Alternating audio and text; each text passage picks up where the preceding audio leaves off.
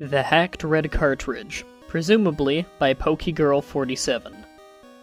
It all started when my brother discovered Pokémon hacks. He was using my red version, now technically his since I sold it to him, to try out bootlegs and hacks that he'd heard about for himself. He had attempted almost every glitch and hack every save file of his. That's when he came up to me and said, "Hey Lori, I found a hack that alters the storyline and makes the game less kid-friendly, and I want you to try it out." Angrily, I accepted, knowing that he would push me around until I did anyway. I started the game up. He had named his player Red, which was no surprise. I went to Professor Oak's lab to get my starter, which was going to be Bulbasaur. When he got me from the grass, he didn't let me pick a Pokemon. Instead, he gave me a Pokemon, but the game didn't state what Pokemon. When Gary challenged me to a battle, it turned out that the Pokemon I got was a missing no named Killer that only knew Curse. So I used Curse, and the game informed me that Gary's Squirtle had died. That didn't really freak me out, because I was used to Creepypasta. After that, I headed to the next town, Viridian City. I noticed that there was an NPC blocking the way in, and he wouldn't let me go through. I checked my items, and surprisingly, I had a key item, Axe. Out of curiosity, I used Axe, and the NPC vanished, leaving behind a dark spot of pixels. Blood.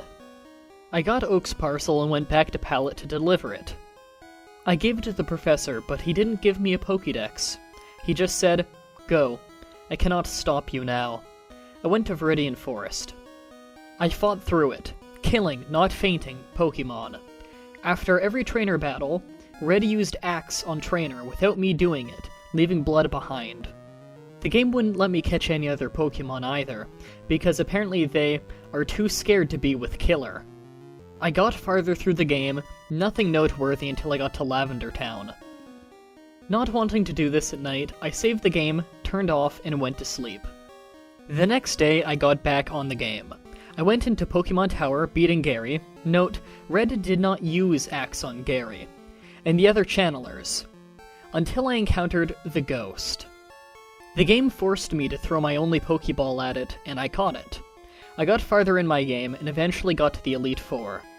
I entered the building, and instead of engaging in a battle, I saw a pile of NPCs.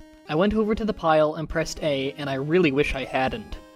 One by one, graphical close-up, gross images of cut-up and hacked NPCs showed on the screen. Eventually, the slideshow ended, and I was allowed to go into the next room. There was a pile of Pokemon. Reluctantly, I pressed A. Color-drained dead Pokemon showed. After that was over, a text box appeared saying, "Red used Axe on Red." Suddenly, the cut animation played on Red, and he vanished, leaving behind blood. The typical game over screen came, but with a graphical image of a bloody cut-up Red showing. I turned the game off and gave it back to my brother. I will never play bootlegs or hacks again. Ever. That was The Hacked Red Cartridge, presumably by PokeGirl47.